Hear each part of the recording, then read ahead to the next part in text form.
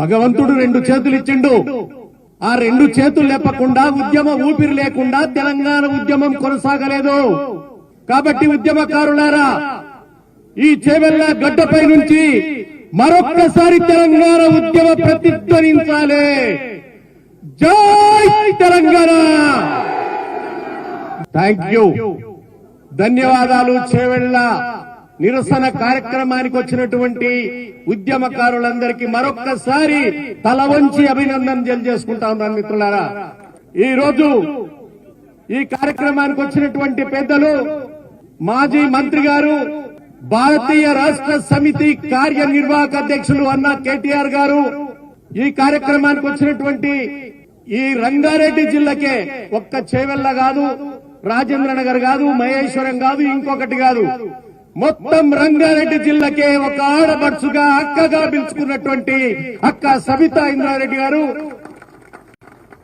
అదేవిధంగా ఈ కార్యక్రమానికి వచ్చినటువంటి మాజీ ఉప ముఖ్యమంత్రి అన్నా మహమూద్ అలీ గారు, ఈ కార్యక్రమానికి దగ్గరుండి ముందు నడిపించినటువంటి కార్తిక్ రెడ్డి గారు, అదేవిధంగా ఈ కార్యక్రమాన్ని సమన్వయం చేసుకుని నడిపిస్తున్నటువంటి ప్రభాకరన్ గారు, ఈ వేదిక మీద ఉన్నటువంటి పెద్దలు నాగేందర్ గౌడ్ గారు, రాజేంద్ర నగర్ బండ్లగూడ జాగీర్ నుంచి వచ్చినటువంటి కార్పొరేటర్లు, అన్ని నియోజకవర్గాల నుంచి చుట్టుపక్కల నుంచి వచ్చినటువంటి ఉద్యమకారులు, ఎలక్ట్రానిక్ మీడియా, ప్రింట్ మీడియా మిత్రులందరికీ మరొక్కసారి మీకు అభినందన తెలియజేసుకుంటా ఉన్నాను. మిత్రులారా, మనము ఉద్యమాలు చేసి ఇక్కడ తన్నులు తిననోళ్ళు ఎవరూ లేరు, పోలీస్ స్టేషన్ పడనోళ్ళు ఎవరూ లేరు. కానీ ఈ రోజు ఉన్నటువంటి అధికార పార్టీలో ఏ అవసరానికైతే టీఆర్ఎస్ వచ్చారో మళ్లీ ఆ అవసరానికే మళ్లీ పార్టీ మారిపోయినటువంటి దగుల్బాజీలు ఉన్నటువంటి పార్టీ కాంగ్రెస్ పార్టీ. చాలా బాధాకరంగా ఉంటుంది మిత్రులారా. ఇంకా 4 రోజులైతే 11 మంది కూడా రోడ్డు మీదకి వచ్చి మమ్మల్ని కాపాడండి అని మళ్ళొక్కసారి కేసీఆర్ దగ్గరకు వచ్చే పరిస్థితి మనకు కనబడతా ఉంది. కానీ నేను మాత్రం అన్న కేటీఆర్ తో మీ అందరి సమక్షంలో విజ్ఞప్తి చేస్తా ఉన్నా, మీరు పెద్ద మనసుతోటి పోయినోన్ని మళ్ళా రా అని గల్లగలుపుకొని దయచేసి పిలవకండి, మీకు దండం పెడతా. ఏమంటారు మీరు? మళ్ళీ చేంజ్ చేసుకుంటారా? ఇంతమంది ప్రజాభిప్రాయం మళ్లీ ఎవరిని కూడా తిరిగి పార్టీలోకి చేర్చుకోకుండా ఉన్నటువంటి ఉద్యమకారులతోటి పార్టీ నిర్మాణం కొనసాగించమని, వీళ్లను సిద్ధం చేసుకోమని నేను అన్న కేటీఆర్ గారికి విజ్ఞప్తి చేస్తా ఉన్నా. మిత్రులారా, తెలంగాణ రాష్ట్రం వచ్చిన రోజున 30 లక్షల మంది నిరుద్యోగుల పేరు చెప్పి, ఆ 30 లక్షల మంది నిరుద్యోగులు మాకు ఉద్యోగాలు వస్తాయని చెప్పి వారేసినటువంటి ఓట్లతోటి ఈ రోజు గద్దెనెక్కినటువంటి వారు మరి ఎక్కడ పోయినాయి ఉద్యోగాలు? రైతు రుణమాఫీ చేస్తానని ఇంతకుముందు కార్తిక్ అన్న చెప్పినట్టుగా రోడ్ల కనబడ్డ దేవుని కల్లా, నియోజకవర్గంలో ఉన్న దేవుడి కల్లా దండం పెట్టుకుంటూ మీ దగ్గరున్న దేవుని మీద ఒట్టు రుణమాఫీ చేస్తానని చెప్పారు. నేను ఈరోజు అడుగుతా ఉన్నా, ఎవరికన్నా 2,10,20,000 ఉంటే 20,000 ముందు కట్టు, 2 లక్షల తర్వాత ఇస్తామంటారు. నేనేమంటున్నా, ముందు 2 లక్షలై 20,000 వారి కాళ్ళు పట్టుకొని నా బాధలు పడో నేను కట్టుకుంటా, నువ్వు వేయకుండా నన్ను ఎక్కువనే కట్టుమని చెప్పడం న్యాయమా? 1,50,000 ఉంటే కనీసం వాళ్ళకు కూడా రుణమాఫీ జరగలేదు. మిత్రులారా, ఈ రోజు ఈ ప్రభుత్వం యొక్క మోసాన్ని గ్రహించవలసినటువంటి అవసరం ఉన్నది, గమనించవలసినటువంటి అవసరం ఉన్నది. ఇక్కడ ఉన్నటువంటి వారికి వారు పేపర్లలో, ఎలక్షన్ మేనిఫెస్టోలో మాట చెప్పారు, నీ బిడ్డ 7వ తరగతి జరిగితే చెప్పు, 7వ తరగతి సర్టిఫికెట్ చదవంగానే నీ బిడ్డకు సైకిల్ ఇస్తా, రై అని స్కూల్కి పోతుందని చెప్పారు. ఎంతమందికి ఇచ్చారు సైకిళ్లు? దయచేసి మీ బిడ్డలకు చేతులు ఎత్తవలసింది కోరుతా ఉన్నా. ఎవరికి ఒక్క సైకిల్ ఇయ్యలే. కేసీఆర్ గారు ఆడబిడ్డల బాధను గమనించి కళ్యాణ లక్ష్మి ఇస్తే రేవంత్ అన్న గారు ఒక అడుగు ముందుకేసి ఖాళీ 1,00,000 ఇస్తే ఏమైతుంది, తులం బంగారం ఇస్తా అన్నాడు.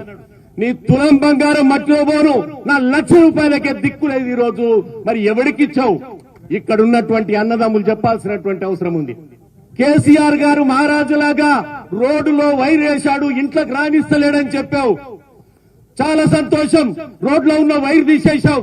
ఆ వైర్ తీసేసి మీ ఇంటి దగ్గర వేసుకున్నావు. వేసిండో లేదా?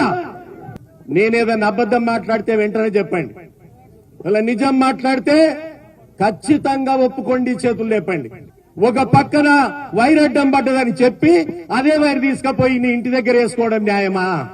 ఇప్పుడు ప్రైవేట్ ఇంట్లో ఏ ముఖ్యమంత్రి కూడా ప్రభుత్వ గృహంలో ఉండాలి, కానీ మీరు ప్రైవేట్ హౌస్ లో ఉంటున్నారు. ఈ ప్రైవేట్ హౌస్ లో వెనక దర్వాజకెళ్ళి ఎవరొచ్చి కలిసిపోయిర్రో మాకెవరక? ఆదాని గారు వచ్చారా, అంబానీ గారు వచ్చారా, జేసీఎం గారు వచ్చారా, ఎవరు వచ్చారు? ప్రజలకు తెలియకుండా మీరు ఎవరితో కలుస్తున్నారో, హైడ్రా ప్రాజెక్టులు పెట్టి భయపెట్టడానికి ప్రయత్నం చేస్తున్నారో, మీ వెనక ద్వారం కూడా ఎవరొచ్చారో మాకెట్లా తెలుస్తుంది? కాబట్టి మిత్రులారా, మీరందరూ ఒకటి ఆలోచన చేయాలి. ఇవన్నీ కూడా మనల్ని మోసం చేయడానికి ఇచ్చినటువంటి హామీలు పక్కన పెట్టడానికి జరిగిన ప్రయత్నం. అందుకే ఇక్కడ ఉన్నటువంటి రైతన్నలకు విజ్ఞప్తి చేస్తా ఉన్నా, రైతన్నలకు గిట్టుబాటు ధర గురించి మాట్లాడావు. ఇన్ని రోజులైంది వచ్చి, ఎక్కడొచ్చింది, ఏ మార్కెట్ లో గిట్టుబాటు వచ్చిందో ఒక్కసారి చెప్పాలని ఈ ప్రభుత్వాన్ని కోరుతా ఉన్నా. 24 గంటల పొలంలో కష్టపడి పండించినటువంటి పంటకు కనీసం గిట్టుబాటు ధర రాకుండా మార్కెట్ల దళాలీల చేతులను నష్టపోతూ ఉరికమ్మ వెక్కుతున్నటువంటి రైతన్నలు ఈ రోజు ఎంతో మంది ఉన్నారు. కాబట్టి మిత్రులారా, నేను ఇక్కడ ఉన్నటువంటి మిత్రుల విజ్ఞప్తి చేస్తున్నా, తెలంగాణ ప్రజానీకాన్ని కాపాడుకోవాలంటే మరొక ఉద్యమం రూపుదాల్చాల్సిన అవసరం ఉన్నది. ఖచ్చితంగా మరో ఉద్యమం రావాలి. కాబట్టి ఎవరి చేతుల్లోకెళ్ళైతే తెలంగాణ రాష్ట్రాన్ని విడిపించుకున్నామో వారి జెండాలు హైదరాబాద్ నగరంలో ఎట్లా రెపరెపలాడాయి మొన్న, ఎందుకు కొత్త జెండాలు హైదరాబాద్ నగరంలో వచ్చాయి? ఈ ప్రభుత్వం సమాధానం చెప్పాలి. ఎవరికి అప్పజెప్పబోతున్నారు ఈ తెలంగాణ రాష్ట్రాన్ని? కాబట్టి మిత్రులారా, మళ్ళొక్కసారి ప్రజలు అర్థం చేసుకోవాలి. కాబట్టి విజ్ఞప్తి చేస్తా ఉన్నా, మరొక్క తెలంగాణ ఉద్యమం రూపుదాల్చబోతా ఉంది. యువకులారా, సిద్ధంగా ఉండమని మిమ్మల్ని కోరుతా ఉన్నా. జై తెలంగాణ, జై తెలంగాణ, తెలంగాణ రైతన్న జిందాబాద్, తెలంగాణ రైతన్న, తెలంగాణ రైతన్న, తెలంగాణ రైతన్న, జై తెలంగాణ, జై తెలంగాణ.